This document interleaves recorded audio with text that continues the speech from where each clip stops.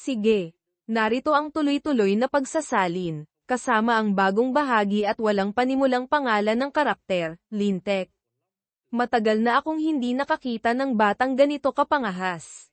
Mga kapatid, kailangan nating bigyan siya ng leksyon para malaman niya kung ano ang kahihinatnan ng pagsipa sa puwit ni Kuya.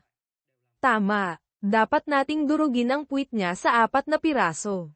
Ipaghiganti natin ang puwit ni Boss. Tigilan nyo na yang puwit-puwit na yan. Ang daming Saturday.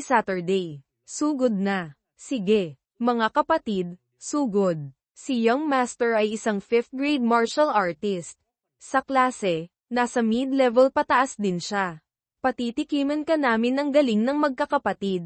Tikman mo ito. Tinaas ni Yeming ang kanyang paa at sinipa ang mukha ng sumugod, na napatilapon paatras. Pagkatapos ay sumugod siya patungo sa iba pa. Tanggapin niyo ito. Sinuntok niya ang isa sa gitna ng mukha, tumalsik ang ngipin nito. Tinapakan ni Yeming ng malakas ang lupa at sumugod patungo sa 2 papalapit. Bawat isa ay binigyan niya ng suntok sa mukha. Ang sumunod ay binigyan niya ng siko. Ang pang-4, isang suntok na nagpatamba sa kanya, padapa sa lupa. Nakita ito ni Zhang Heng, natakot, nanginginig na umatras. Ang gwapo kong mukha, ang alituntunin, huwag mong saktan ang mukha kapag nakikipag-away. Hindi mo ba alam, ha? Ang sakit, lolo. Huwag niyo na po akong saktan. Hindi ko na po uulitin. Ang pinakamataas na realm ay 4th grade martial artist lang. Sa ganitong klaseng lakas, saan kayo kumukuha ng lakas ng loob para manggulo? Sumigaw si Zhang Heng at sumugod. Nang ahas ka pa ring sumugod. Hindi na natin pag-uusapan ang lakas.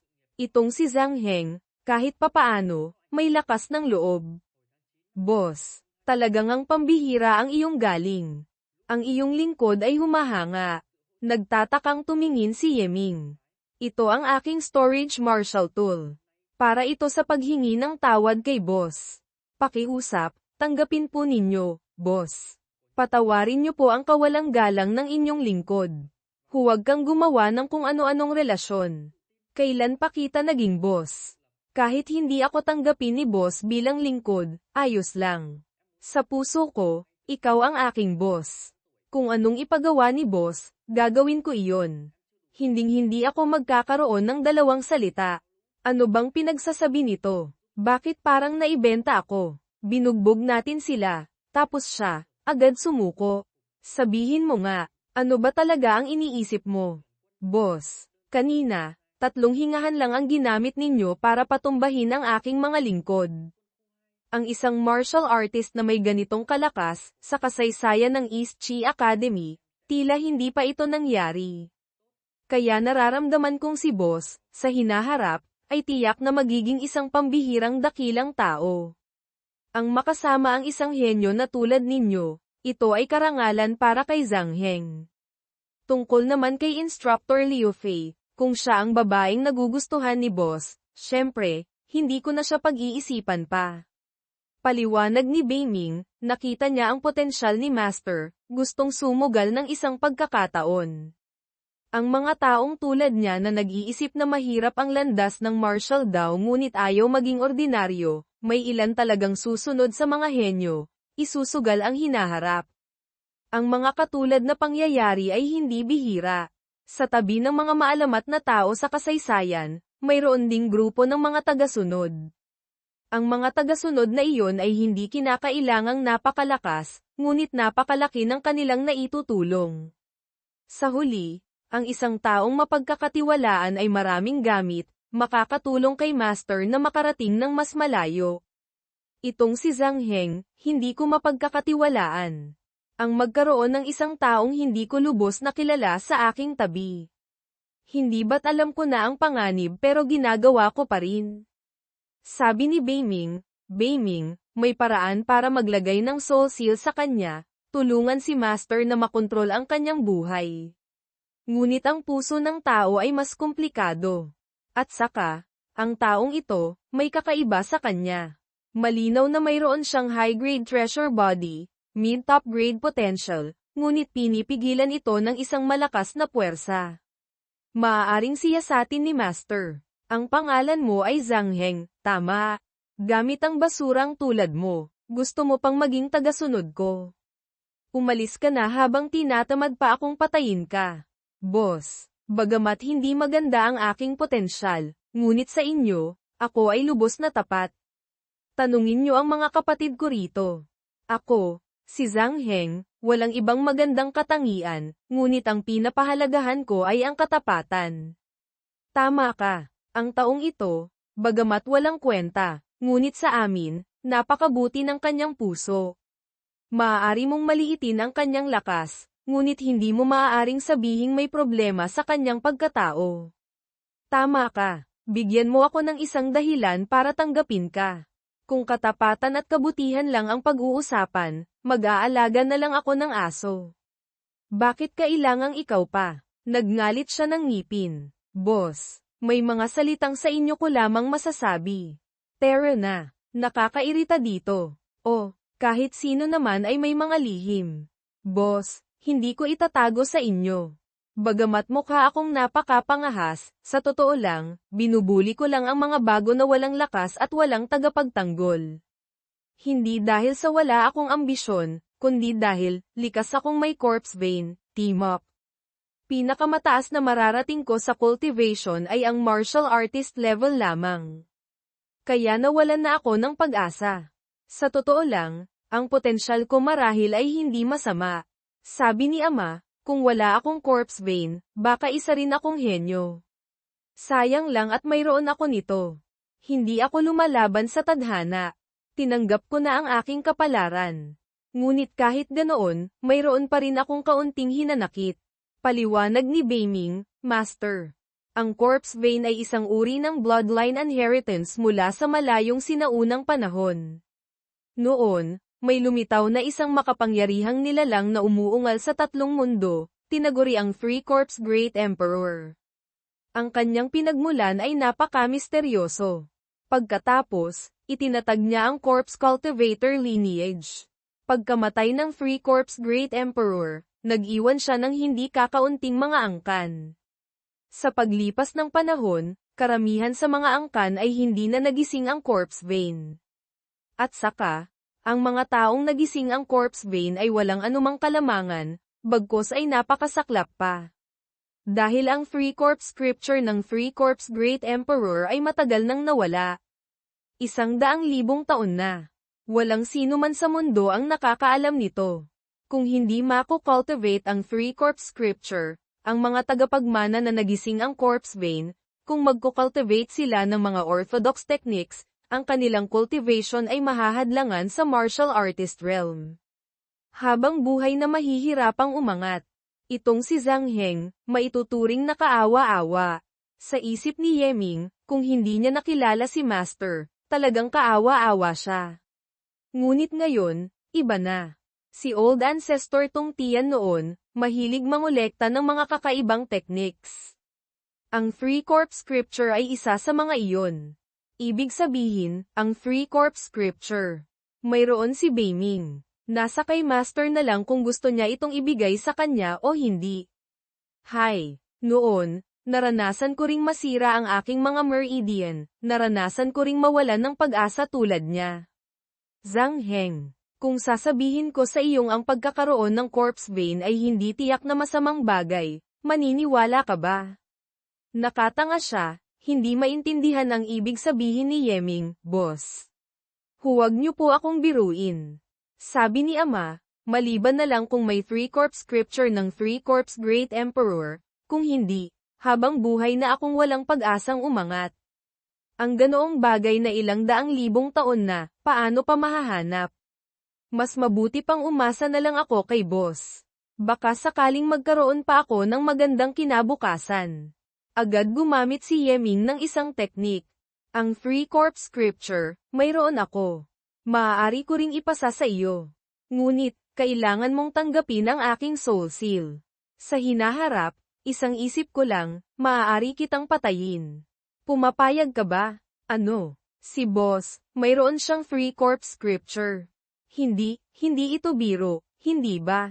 Kung talagang mayroon kayo, ang hamak na soul seal na iyan, ano naman iyon? Ipinasa na ni Yeming ang 3-corp scripture sa kanyang noo. Ipapasok ko ang 3-corp scripture at ang soul seal sa iyong divine sea. Buksan mo ang iyong kalooban. Huwag kang lalaban. Kung hindi, madudurog ang iyong kaluluwa. Napanganga si Zhang Heng, ang soul seal at ang 3-corp scripture ay dahan-daang ipinapasok sa kanyang divine sea. Naramdaman ito ni Zhang Heng. Sunod-sunod na tumulo ang kanyang mga luha.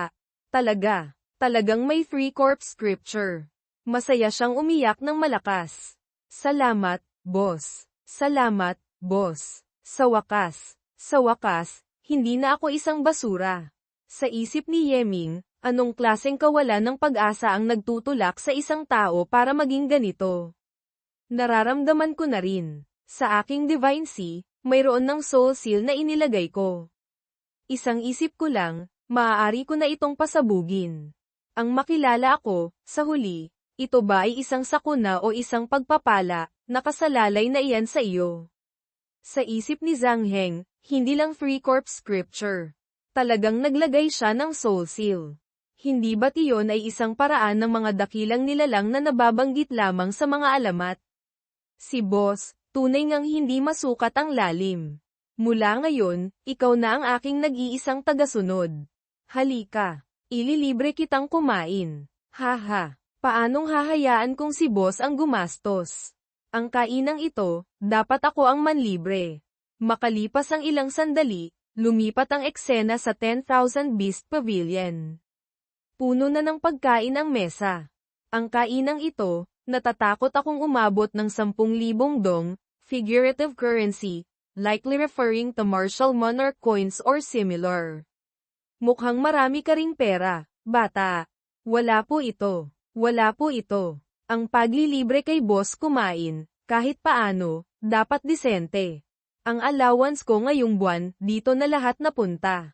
Oo nga pala, boss. Natatandaan kong, nasa dormitoryo kayo nakatira, hindi ba? Gamit ang inyong katayuan, huwag na kayong tumira sa ganoong kasirang lugar. Pagbalik ko, sasabihin ko kay ama na ayusin niya ang isang courtyard para sa inyo. Hindi na kailangan. Kahit saan naman ay tirahan din, pareho lang. Ang 3-corp scripture, bagamat isang mahiwagang teknik, hinding-hindi dapat malaman ng iba. Kung hindi, malalagay sa panganib ang iyong munting buhay. Pati ako ay madadamay. Boss, huwag kayong mag-alala. Tungkol sa 3-corp scripture, hindi ko ito sasabihin kahit kanino.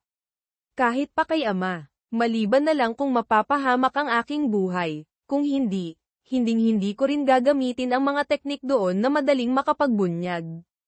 Oo nga pala, boss, kara-rating nyo lang sa East Chi Academy, tiyak na maraming lugar pa kayong hindi napupuntahan.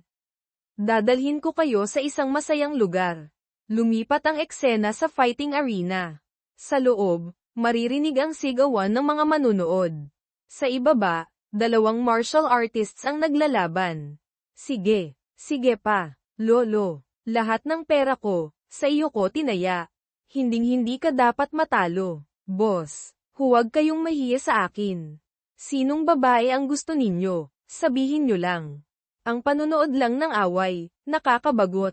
Hindi na kailangan. Mayroon na akong kapareha. Gayunpaman, marami ka ring pera, bata. Ang gastos dito ay hindi rin mababa. Malinaw na katatapos lang nating kumain ng mahal na pagkain. Paano naman ako makakagastos? Siyempre, ipinalista ko ito sa utang ni ama. Siya ay suki na rito. HMPH. Pagtipirin mo naman ang ama mo ng kaunti. Oo nga pala, nakikita kong ang mga lumalaban. May ilan na napaka-pamilyar. Pati mga mag-aaral ng ating akademya, pumupunta rin dito para lumaban sa arena. Siyempre, sa huli, malapit lang naman ito sa akademya. Ang pagpunta rito ay napakadali. Ang mga mag-aaral na may pera ay pumupunta rito para maglaro. Ang mga mahihirap na mag-aaral ay umaakyat sa life and death platform para kumita ng kaunting pang-tuition. Ang mga alituntunin sa life and death platform, hindi pinapayagan ang paggamit ng anumang hidden weapons o martial tools sa labas ng katawan para palakasin ang laban. Tanging 2 kamay lamang ang maaaring gamitin. Kapag nagsimula na, kailangang may manalo at matalo. Walang hinto hanggat hindi tapos. Lalo nang walang tabla. Ang tsansa ng pagkamatay sa plataporma ay lumalagpas sa 30%. Madalas may mga mag-aaral na namamatay dito. Ang mga nakatataas sa akademya, walang pakialam. Sa huli, desisyon din naman iyon ng mga mag-aaral mismo. Mahirap ding pakialaman ng mga instructor. Talagang, namamatay ang tao dahil sa pera. Kapag nalulong na sa ganitong mabilis na paraan ng pagkita ng pera, mahirap nang makawala. Mabilis kumita, gaano kabilis. Itong fighting arena, bawat araw, ang umiikot dito ay ilang 10 milyong martial ancestor coins. Yung mga tray na iyon, ang pinakamababa ay nasa paligid ng 10,000 martial ancestor coins. Ang pinakamataas ay umaabot ng mahigit 1,000,000 martial ancestor coins. Ang umiikot sa isang araw, sapat na para bumili ng ilang chenisect. Napakalaking kita. Kailangan kong kumita ng isang bagsak. Sasali rin ako. Boss, pumunta tayo rito para magsaya. Anong gagawin ninyo? Kung kulang kayo sa pera, sabihin nyo sa akin. Hihingi ako kay ama ng kaunting dagdag na allowance. Bamantong hininga si Yeming, pera. Anong pera? Tayong mga martial artists, ang puso natin ay nasa martial daw. Ang pakikipaglaban sa iba ay para mas malalim na maunawaan ang martial daw. Ang ganitong epekto, paanong may kukumpara sa hamak na pera? Ako, wala akong interes kahit kaunti sa pera. Hindi nga may kakaila si boss. Ang paghahangad sa martial daw ay higit pa sa ordinaryong tao. Ako ang nagkamali ng pag-intindi. Hindi nakapagtatakang ganyan kalakas si boss. Ang diwa ng pagtingin sa pera na parang putik, ito ang dapat kong matutunan. Aalis muna ako sandali, babalik din agad. Ang pera doon, ipalit mo sa martial ancestor coins at itaya mo sa ibaba. Tandaan mo, itaya mo sa akin na mananalo. Ang perang kikitain, bibigyan kita ng bahagi. Ha, walang interes kahit kaunti sa pera. Mga kagalang-galang. Susunod, magsisimula na ang laban ng 2 baguhan. Ang paghaharap ni na Yeming at Wang Cheng. Pareho silang mga mag-aaral ng East Chi Academy. Parehong nasa 3rd grade martial artist ang kanilang realm. Magkatumbas ang lakas. Kunin na ang inyong mga pataka. Isang sandali, 1K, ang oras. Magsimula na sa pagtaya, Martial Artist Zone, Life and Death Platform Battle, 39th match. Magsimula na ngayon. Tumataya ako kay Wang Cheng. 300 martial ancestor coins. Iyang si Yeming, mukhang makinis at malambot.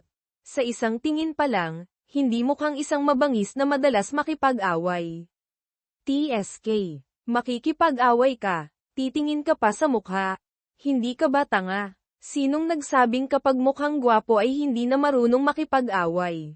Tumataya ako kay Yeming.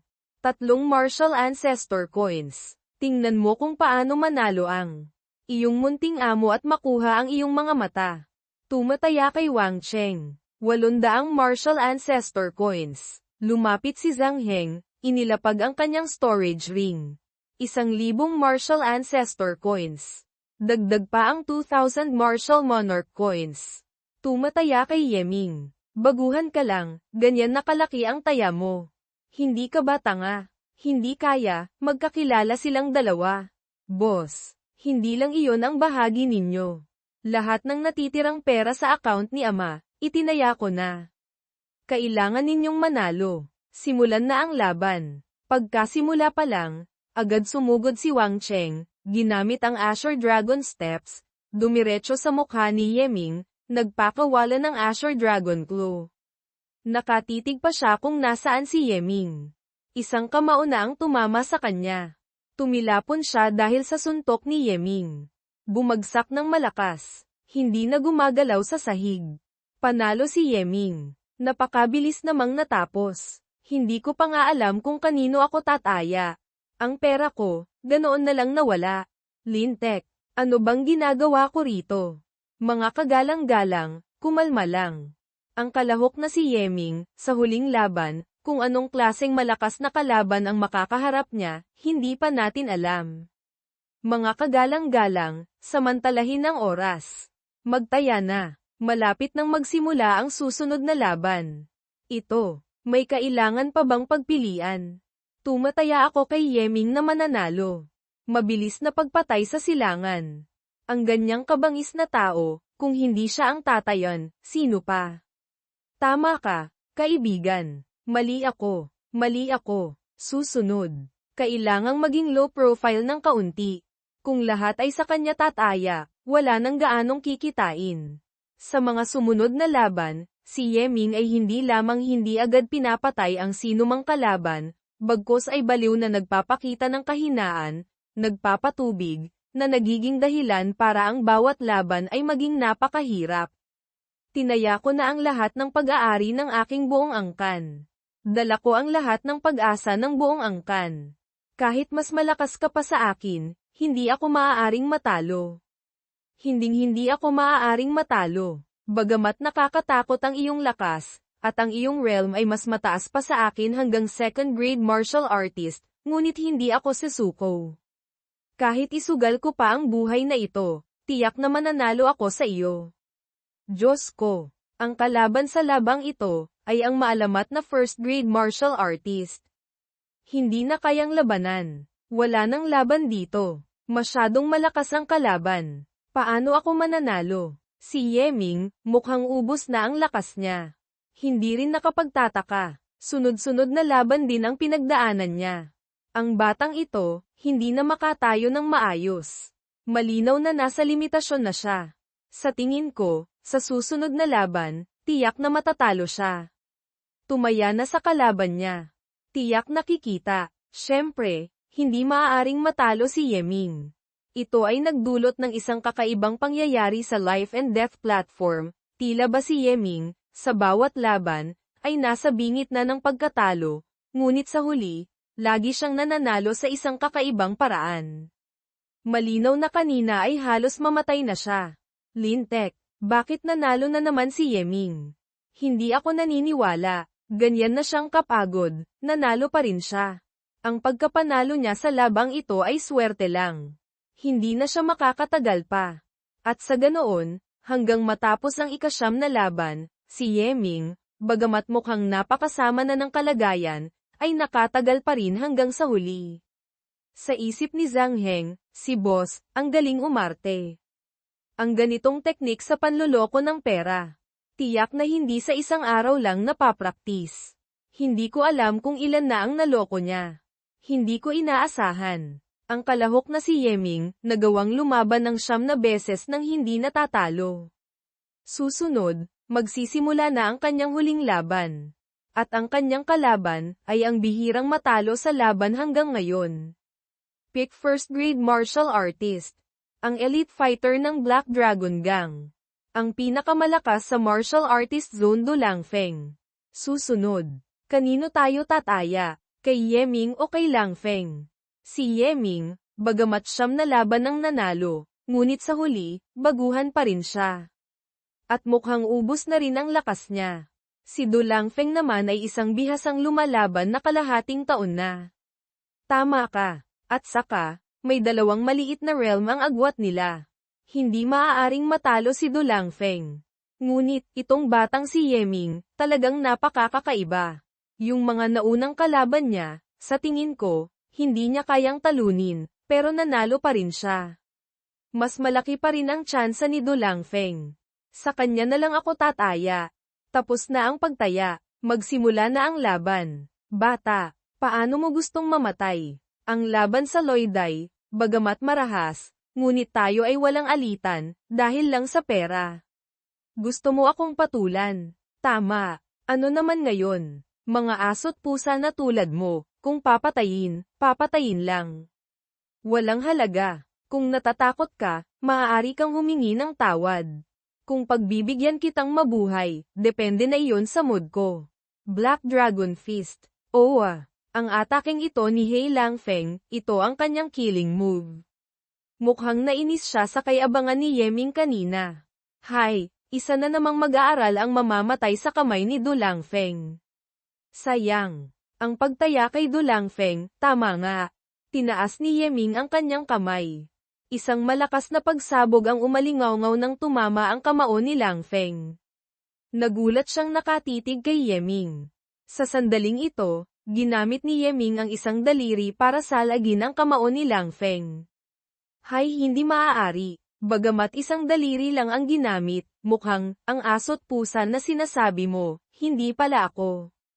Ayon sa sinabi mo, susunod, papatayin kita. Maituturing na wala na ring halaga. Destructive finger. Bumagsak si Langfeng sa lupa. Puti na ang kanyang mga mata. Si Du Langfeng, patay na. Panalo, Yeming. Isang galaw lang, pinatay si Du Langfeng. Diyos ko. Si Yeming, talagang nakakatakot ang lakas. Ang East Chi Academy, mayroon palang ganito katapat na mag-aaral. Sayang. Tapos na ang mga laban niya ngayong araw. Kung hindi, kahit anong mangyari, tatayan ko siya. Teka, kung mayroon siyang ganyang kalakas, bakit sa mga naunang laban ay nahirapan pa siya ng ganito? Ikaw na laging tumataya sa kanya na mananalo, tiyak na kasabwat ka niya. Lintek. Naloko ako ng batang ito. Lintek, boss. Ang laki ng kinita natin. Bawat laban ninyo, tinayaan ko ng 10,000 martial ancestor coins. Sunod-sunod na panalo ng 10 beses. Kumita ng 20,000 martial ancestor coins. Ako mismo, kumita rin ng kaunting allowance. Malaki ang kinita. Malinaw na napakadali naman pala. Boss. Bakit hindi na kayo nagpatuloy sa paglaban? Nakita mo nang ang umaarte ako. Kung lalaban pa ako, sila na lang ang tataya sa akin, ayoko nang tumaya pa. At saka, gumawa na tayo ng ganito kalaking ingay, naakit na ang atensyon ng mga nakatataas. Palipasin muna natin ng ilang araw. Itong singsing na ito, narito ang 2,000 martial ancestor coins, nararapat sa iyo. Yamang ikaw na ang aking tagasunod, tiyak na titiyakin kung busog ka at may damit. Salamat, boss. Sa totoo lang, kahit hindi ako bigyan ni boss ng bahagi, handa akong tumulong sa inyo. Ha ha ha. Ang pagsunod kay boss, tama nga ang desisyon ko. Ha ha ha. Brother Yeming. Nandito ka nga pala. Ako ang vice leader ng Black Dragon Gang, si Yuan Jindan. Brother. Pinatay mo ang aming fighter. Kumita ka ng malaki. Ang umalis ng ganyan lang, parang walang pakisama, hindi ba? Sabi ni Beiming, Master. Ang taong ito ay isang peak Grand Martial Master. Nagsimula na siyang maghubog ng isang hibla ng Martial Dao Will. Malamang sa loob ng ilang taon ay makaka-breakthrough na siya at magiging Martial Ancestor. Kailangang mag-ingat si Master sa pakikitungo sa kanya. Ano po sa tingin ninyo ang mas may pakisama? Huwag kang kabahan ng ganyan. Hindi ako naparito para manggulo sa iyo. Sa katunayan, marami kaming fighters sa Black Dragon Gang. Bawat isa ay may malalaking puwersa. Ang pagsama sa amin ay tiyak na may magandang kinabukasan. Brother, ano sa tingin mo? Pag-iisipan ko po. Sige, hihintayin ko ang balita mula kay Brother Ye. Sa isip ni Yeming, noong una, sa Spirit River Secret Realm, may mga disipulo ng Black Dragon Sect na sumali. Black Dragon Gang, ano ito? Narinig ko lang ang Black Dragon Sect. May kaugnayan ba silang dalawa? Boss, hindi pa kayo katagalan dito, may mga bagay kayong hindi alam. Ang pagkatao ng mga estudyante sa East Chi Academy ay napaka-komplikado. Maaaring nagmula sila sa malayong maliit na sekta, maaaring mula sa mga aristocratic families. Mayroon pa ngang hindi kakaunting mga disipulo ng malalaking sekta. Sa loob ng akademya, maraming miyembro ng Black Dragon Sect. Sila ay kumikilos ng marahas at napaka-nagkakaisa. Nagtayo sila ng isang organisasyon na espesyalista sa mga laban sa arena, iyon ang Black Dragon Gang. Ang mga miyembro ng Black Dragon Gang ay kumikilos ng walang hiya. Madalas nilang pinipilit ang mga mag-aaral na may potensyal na maging fighters para sa kanila, isinusugal ang buhay para kumita sila ng malaki. Kung gayon, obligado ba akong sumali sa Black Dragon Gang? Hindi ako naniniwala, sa laki ng East Chi Academy, sila lang bang Black Dragon Gang ang pinakamalaki? Syempre hindi. Hindi bababasa ang Yin-Yang Union ng Yin-Yang Sect. Ang Silver Union na itinatag ng pinagsamang Silver Aristocratic Families. Hindi rin sila natatalo sa kanila. Boss, mas mabuting subukan ninyong sumali sa isa. Yin-Yang Union. Ang mura kong guro, referring to Gao Fengxian, ay isang elder ng Yin-Yang Sect. Maituturing din akong disipulo ng Yin-Yang Sect. Maaari akong pumunta doon para tingnan. Kinabukasan, nagpunta si Yeming sa Yin-Yang Union. Ito na ba ang Yin-Yang Union? Ang ayos, napaka-feminine. Ang union leader at vice union leader ng Yin-Yang Union ay parehong babae. Medyo feminine din, walang magagawa. Dahan-daang bumukas ang pinto.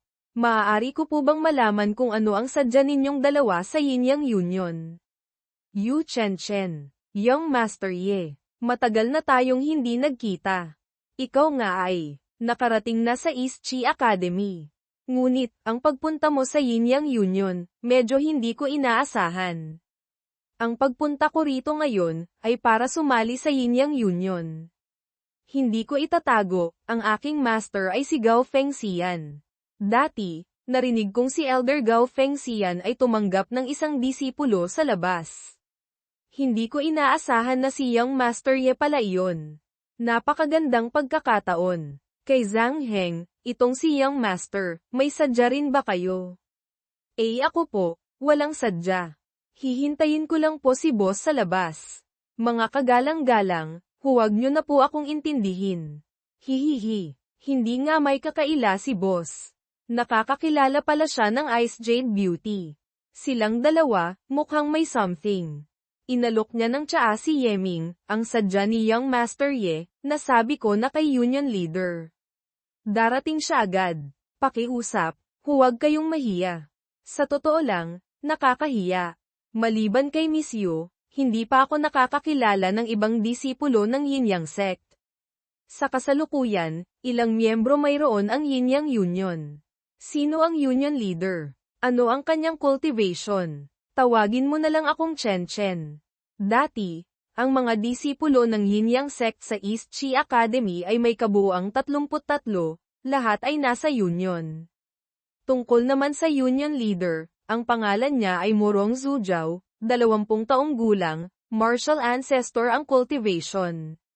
Martial ancestor. Sa edad na iyon, napakalakas. Kahit sa isang 10,000 taong sekta, ang disipulong may ganitong talento ay napakabihira rin. Ang posisyon ni Morong Zhujiao na ito sa Yin-Yang Sect, tiyak na hindi pangkaraniwan. Munting Chen, narinig kong nagdala ka ng bagong miyembro. At disipulo pa ng ating Yin-Yang Sect. Union leader ng Yin-Yang Union. Morong Zhujiao. Nagulat si Yeming nang makita siya. Tinapakan niya ang mesa kung saan nakaupo si Yeming, bata. Sino ka? Bakit hindi kita nakita dati sa ating sekta? Ako po ang disipulo sa labas na kitatanggap lang ni Gao Fengxian. Hindi pa ako nakakapag-ulat sa Yin-Yang Sect. Normal lang po na hindi ako kilala ni Senior Sister Zhujiao. Ang pangalang ito, hindi kaya mali ang pagkakabigay. Si Gao Fengxian, ang disipulo ng matandang iyon na hindi mapagkakatiwalaan at bulgar. Gayunpaman, sa pagtingin pa lang sa iyo, mukha ka ng mas mapagkakatiwalaan kaysa sa kanya. Gusto mong sumali sa union. Kung gayon, gawin mo ang misyon. Young Master Ye, ayon sa mga alituntunin, kailangan mong kumpletuhin ang misyon na itinalaga ng union leader bago ka makasali sa union. Ano po ang aking misyon? Ito, HMM. Nakikita kong parang magkakilala kayo ni Chen. Gawin mo ang misyon na may kinalaman sa kanya. Nitong mga araw na ito, masyadong nakakaagaw ng pansin si Suyi Beauty, nalampasan niya na ang ating Ice Jade Beauty Chen. Pumunta ka at makipagtalik kay Miruyo para sa akin.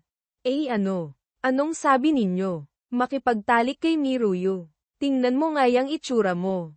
Pinapanta kitang makipagtalik sa iba, hindi naman pinapanta ang iba na makipagtalik sa iyo. Anong kinatatakutan mo? Sige na nga, ibababa ko ang hirap ng misyon para sa iyo. Kung gayon, hawakan mo ang puwit ni Miruyu sa harap ng maraming tao.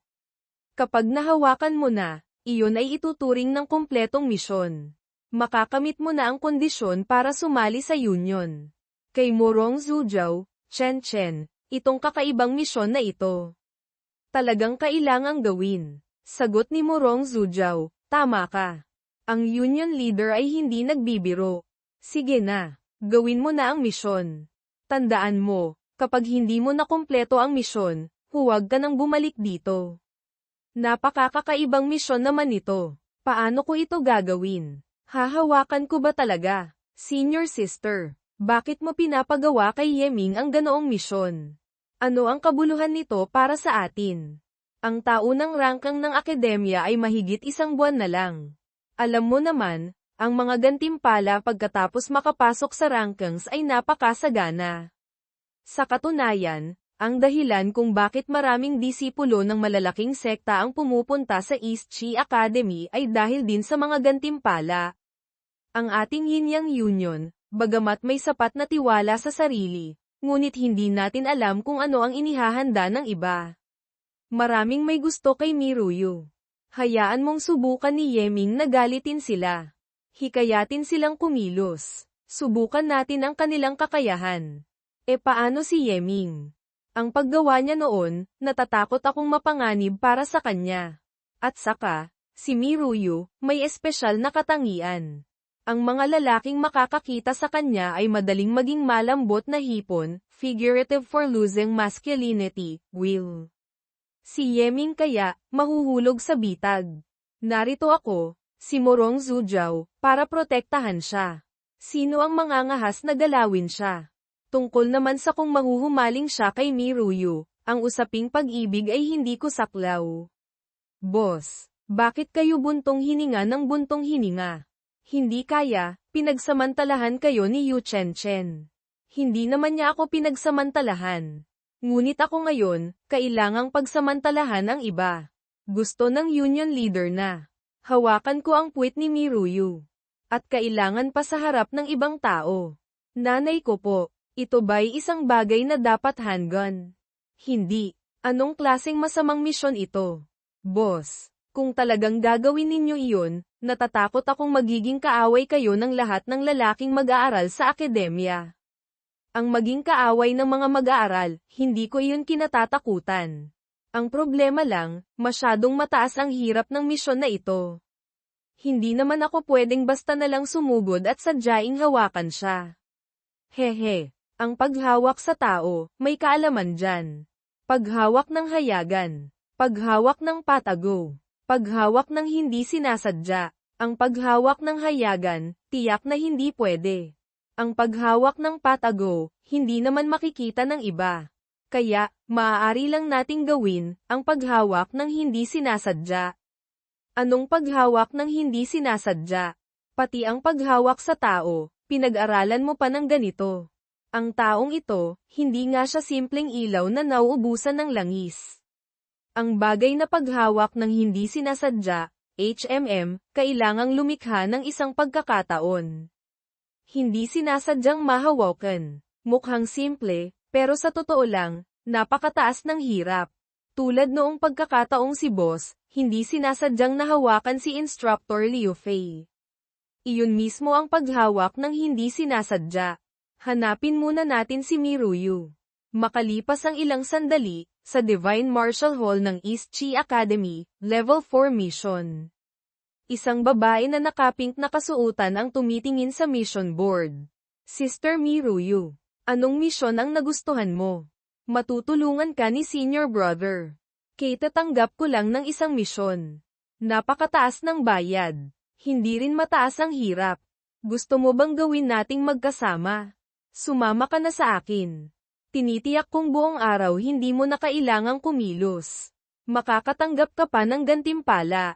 Huwag na kayong maging magalang. Piliin ninyo ang misyon na gusto ninyong gawin. Hindi nyo na ako kailangang intindihin. Sa isip ni Yeming, ang magagandang babae. Talagang maswerte. Basta pumili ng misyon, may tutulong na agad. Yung mga nakapaligid sa kanya, ang pinakamababa ay first grade martial artist na. Mayroon pang ang Grand Martial Master. Hindi ko alam kung bakit, pagtingin ko lang sa kanya ng isang beses, agad umusbong sa puso ko ang matinding pagnanasang angkinin siya. Noong unang makita ko si Sulan, wala namang ganitong pakiramdam. Hindi kaya, dahil mas maganda siya. Hindi rin tama, kung pag-uusapan ng itsura, hindi naman natatalo si Sulan sa kanya. Paliwanag ni Beiming, Master. Ang babaeng ito ay may kalahating bloodline ng Heaven Fox. Ang Heaven Fox ay magaling sa pang-aakit ng puso ng tao. Kaya siya, likas na may kakaibang pang-akit. Sa isip ni Yeming, sa ganitong itsura, kung talagang hahawakan ko siya, yung mga nanliligaw sa kanya, natatakot akong lalamunin nila ako ng buhay. Sagot ni Zhang Heng, tama ka. Kaya boss, kailangang humanap ng isang pagkakataon na hindi ka masisisi ng iba. Sundin natin ang plano. Tanggapin natin ang parehong misyon na kasama siya. Sa pangkalahatan, makipagkilala muna tayo, saka na natin pag-usapan. Sister Mi, nais din naming sumali sa parehong misyon ninyo. Maaari ba? TSK, dalawa na namang kakumpetensya. Ang dalawang ito, bulag ba? Hindi ba nila nakikita? Maraming lobo, kakaunti ang karne. Dumating pa ng walang mata. Sige, gayunpaman, ang tiningnan ko ay isang exploration mission, medyo mapanganib. Kailangan ninyong pag-isipang mabuti. Ito ang description ng misyon. Nagdadalawang isip din ako kung pupunta ba o hindi. May mga tao at demonic beasts na nakatuklas sa loob ng malalim na kagubatan ng isang sinaunang altar. Ang isang dulo ng altar ay konektado sa isang mahiwagang maliit na mundo. Ayon sa impormasyon mula sa naunang team, ang maliit na mundo ay puno ng mga talisman traps. Lubhang mapanganib. Kailangang harapin ng maingat. Sa itsura nito, kung gustong galugarin ang maliit na mundong iyon. Sa ating grupo, kailangang mayroong isang array master. Sinasabi mo pa, kailangan mo pa bang sabihin iyan? Akala mo bulag kami, Sister Mi. Sa kasalukuyang team, mayroon bang, wala? Ang amin, ay pangkaraniwang array formation lamang. Kaya lubos kaming nagdadalawang isip. Ako po, nagkataong may kaunting kaalaman tungkol sa array formation. Umaasa akong maisasama ako ni Sister. Ang makatulong kay Sister, ay karangalan ko po. Gamit ang isang hamak na third-grade martial artist na tulad mo, nagpapakilala pang maalam sa array formation. Saan ka ba galing? Bumalik ka na doon. Ang ganitong antas ng misyon, wala kang karapatang sumali. Iwinasiwas ni Yeming ang kamay, nagpalipad ng mga martial monarch coins na may array formation patungo sa kanya. Killing formation. Sumigaw siya sa sakit. Bata, kung magaling ka, tanggalin mo ang formation. Papatayin kita. Gusto mo akong patayin. Sa formation na ito, huwag ka nang umasang makakalabas ng buhay. Itong si Junior Brother. Ang iyong kakayahan, nasaksihan na ng munting babae. Umaasa. Akong makakasama ka namin sa misyong ito. Maaari mo bang pagbigyan ako, patawarin mo siya sa pagkakataong ito? Pagbibigyan ko si Sister. Gayunpaman, masyadong bastos ang taong ito. Sa biyaheng ito, ayoko siyang makita. Sige, pauwiin mo na siya. Narinig ito ni Yeming at inalis ang formation sa paligid niya. Bata, naghahanap ka ng kamatayan. Wala na ang killing formation na ito. Gamit ang aking Martial Master Realm, ang pagpatay sa iyo ay kasing dali ng pagpitik ng daliri. Sa sandaling iyon, isang malakas na pagsabog ang umalingaw-ngaw. Tinamaan siya sa likod ng isang palad mula sa kung sino. Ang misyong ito, dagdag ng isang tulad mo, hindi naman marami. Bawas ng isang tulad mo, hindi naman kakaunti. Basta't narito si Miss Miruyo, hindi mauubusan ng taong tatanggap ng misyon. Hindi ka pa ba aalis? Nagngalit siya ng ngipin. Ikaw. Sa sandaling iyon, may mga aninong lumitaw sa kanyang harapan. Anong problema mo? Napansin ni Yeming, ang mga taong ito, lahat sila ay mga martial masters. 10 martial masters ang kasama. Napakalakas naman ito. Ano kaya ang pinagmulan ng taong ito? Hindi po. Ako po ang naging bastos. Aalis na po ako ngayon din. Maaari ko po bang malaman kung sino kayo? Ako si Yang Fuyu, ang Young Master ng Yang Wei Escort Agency. Ang exploration mission na ito, ay inilabas din ng aming Yang Wei Escort Agency. Sasamahan namin kayo sa pagsasagawa ng misyon. Yang Wei Escort Agency, isang matandang escort agency na may 1,000 taong kasaysayan sa Chi City. Narinig kong sa likuran nila ay may 2 bronze aristocratic families na sumusuporta. Kaya nagagawa nilang maghari-harian sa Chi City. Sabi ni Beiming, Master. Iyang si Yang Fuyu, ay isang Grand Martial Master. Kailangang maging maingat sa pakikitungo. Si Young Master Yang pala. Ako po si Miruyo ng East Chi Academy. Ikinagagalak ko kayong makilala. Yamang kayo po ang naglabas ng misyon. Marahil ay makakapagbigay si Young Master Yang ng 1 o 2 payo sa amin. Siyempre, gayunpaman, hindi ito ang angkop na lugar para pag-usapan. Sa sandaling iyon, biglang may umugang sa himpapawid. Isang barko ang lumitaw. Mas mabuti pang pumasok muna tayo sa flying ship. Habang nasa daan, saka natin pag-usapan. Hihihi. Ang flying ship, magandang bagay iyan. Hindi pa ako nakakasakay ng maraming beses. Kay Zhang Heng, umuwi ka na muna. Iyang si Yang Fuyu, hindi ko mapagkakatiwalaan. Ang biyaheng ito, baka sakaling may panganib. Kung may panganib, mas dapat ninyo akong isama. Bilang isang lingkod, ang pagsugal ng buhay para kay boss ay nararapat lamang. Sa hinaharap, marami pang pagkakataon para isugal mo ang iyong buhay. Bumalik ka at sanayin mong mabuti ang Free Corp Scripture. Bilisan mong palakasin ang iyong sarili. Ang mga prinsipyo, naiintindihan ko naman lahat. Boss, hindi ba kayo pwedeng magsalita ng mas malumanay ng kaunti? Sige na, babalik na ako para mag-cultivate. Makalipas ang ilang sandali, sa loob ng flying ship. Itong maliit na flying ship, isang biyahe pabalik-balik ay nangangailangan ng 5,000 Martial Monarch coins. Hindi nga may kakaila na siya ang Young Master ng Yang Wei Escort Agency. Napakayaman. Masyado niyo po akong pinupuri, Miss. Ang layunin at misyon ng biyaheng ito, tulad ng nasa description, ay isang sinaunang altar sa loob ng malalim na kagubatan ng mga demonic beasts. Ang altar na iyon ay konektado sa isang maliit na mundo. Marahil ay nilikha ito ng mga Diyos na magaling sa array formation. Paliwanag ni Beiming, Master. Ang mga malalakas na nasa martial god level, hindi lamang sila makakalikha ng heavenly cave. Kung handa silang magbayad ng malaking halaga, maaari rin silang lumikha ng maliit na mundo. Ang maliit na mundo ay nasa pagitan ng totoo at hindi totoo, umaasa sa malaking mundo para umiral. Halimbawa, ang Tianyuan continent na ating kinaroroonan, o ang nakapaligid na boundless ocean and earth, ay isang kumpletong malaking mundo. Gamit ang malaking mundo bilang sentro, maaaring lumitaw ang maraming maliliit na mundo. Ang ibang mga lugar sa labas ng malaking mundo, ay tinatawag ng mga martial artists ng Tianyuan continent na Beyond the Heavens. Iyon ay isang malawak at walang hangganang kalawakan.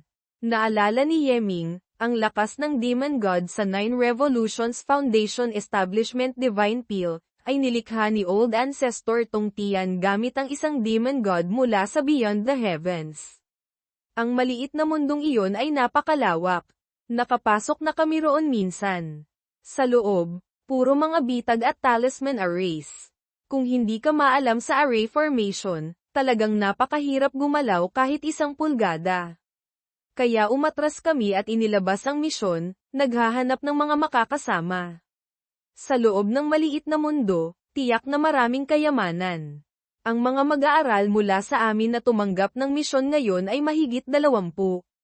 Sa panig ni Young Master Yang, kasama na ang mga tagasunod, 10 rin kami. Ang mga pakinabang, paano hahatiin? Kung isang tao lang ang nakatuklas, sa kanya iyon mapupunta. Kung sabay-sabay na tuklasan, hahatiin natin ng pantay. Ako, ang young master na ito, laging pinahahalagahan ang pagiging patas. Ang ganitong hatian, sang-ayon ba kayo? Ang taong ito, mukhang mabait naman. Tama ka, mukhang isang malaking kita na misyon. Tiyak na hindi sila mauubusan ng taong tatanggap. Ang makapagyaya ng mas maraming pakinabang, sa ganitong kondisyon, pumapayag pa ring hatiin ng pantay, talagang bihira. Hehe, sa huli, pareho tayong mga mag-aaral ng East Chi Academy. Ang pagpapakita niya ng kabaitan sa atin ay makatarungan lamang. Hay, ang mga mag-aaral na ito, talagang mababaw ang kaalaman. Ang swerte ay hindi basta nahuhulog sa bitag. Kung talagang ganoon karami ang pakinabang, paanong sa atin pa mapupunta ang kitang ito? Kung gayon, maraming salamat, Young Master Yang. Makalipas ang ilang sandali, nakaupo si Yeming sa isang tabi, kumakain ng prutas at pinagmamasdan ang tanawin sa ibaba. Itong si Junior Brother, kanina habang pinag-uusapan ang misyon, nakita kong, parang may iniisip kang alalahanin. Maaari mo bang sabihin sa akin? Ako po si Yeming. Hindi ko inaasahan, napansin pala ako ni Senior Sister. Talagang hindi inaasahan. Sa isip ni Yeming, si Miruyu, isang martial master, pero pinapansin pa ang isang third-grade martial artist na tulad ko, na walang anumang halaga. Tunay ngang simple at madaling lapitan tulad ng mga sabi-sabi. Nagkataon lang na medyo interesado ako. Senior Sister, hindi ka ba natatakot na manloloko si Yang Fuyu? Sa totoo lang, hindi ako naniniwala sa kanya. Sa totoo lang, hindi rin ako naniniwala sa kanya. Ngunit ang mga yaman ng maliit na mundo, masyadong malaki ang pang-akit. Ang sakuan ito ay masyadong sayang. Junior Brother Ye, hindi mo kailangang mag-alala. Ang halaga ng pagpatol sa isang mag-aaral ng East Chi Academy, ay hindi kayang bayaran ng Yangwei Escort Agency na iyon. Sana nga, makalipas ang ilang sandali, malapit nang makarating ang kanilang barko sa destinasyon. Dahan-daang bumaba ang barko. Sa bawat halijing bato, may nakaukit na mga talisman. Ang mga talisman na ito, wala akong maintindihan ni isa. Sinasabi mo pa, sinaunang altar. Siyempre, sinaunang mga talisman. Kung maiintindihan mo pa, iyon ang kakaiba. Nakatayo pa lang dito, mayroon ng sinaunang aura na humahampas sa mukha. Young Master Yang. Itong altar, paano ito ay activate? Napakadali. Kailangan lang nating gumamit ng 2 buhay na tao bilang sakripisyo. Maaari nang i-activate ang transmission array at pumasok sa maliit na mundo. Sakripisyo ng buhay na tao. Tayo, sakto tayong 29 na tao. Hindi kaya. Imposible. Beiming. Maghanda ka. Young Master Yang, nagbibiro po kayo. Maliban na lang kung si Young Master Yang ay nagdala ng mga alipin. Haha. Ang mga isasakripisyo, kailangang may cultivation na martial artist pataas. Ang mga alipin, anong cultivation mayroon sila? Kaya, kayo ang gagamitin. Sa sandaling iyon, biglang isang anino ang lumipad papalapit, lumitaw sa itaas nila. Isang martial ancestor. At saka, isang peak martial ancestor. At mayroon ng bahagyang pressure ng martial daw will. Patay na. Alam ko nang ang hindi simple ang exploration na ito. Hindi makagalaw ang katawan. Nagulat siya nang makitang si Yeming ay hindi apektado ng kanyang pressure. Anong nangyayari? Isang hamak na martial artist, nagagawa pang kumilos ng malaya sa ilalim ng aking pressure. Paliwanag ni Beiming, Master. Ang martial daw will ng martial ancestor na iyon kanina, medyo may kalidad. Kumpara sa martial monarch, malaki ang agwat. Bagamat kaya niyang supulan ang iba, ngunit siya mismo ay hindi rin makakagalaw ng malaya. Habang hindi pa nakaka-recover ang iba, kailangang mabilis na ma-activate ang altar. Alam ko na, ginamit ang Chaos Arithmetic Scripture para i-deduce ang transmission array sa altar. Kailangan ng sakripisyo para ma-activate. Mabuti na lang at hindi iyon ang nag-iisang paraan. Gamit ang Martial Monarch Coins, marahil kaya ko ring piliting i-activate. Patay. Ang batang iyon, pinipilit niyang i-activate ang altar. Bilisan nyo, pigilan nyo siya. Masusunod. Hintayin ninyong tapusin ko si Miruyu, tutulong ako sa inyo. 3 Revolutions Thunder Seal. Ang katawan ni Miruyu ay nahiwa sa dalawa. Naging isang kulay rosas na usok. Ngunit, isa lamang iyong buntot na iniwan ni Miruyu. Buntot ng fox. Napansin lamang niya noon si Yeming, patay na.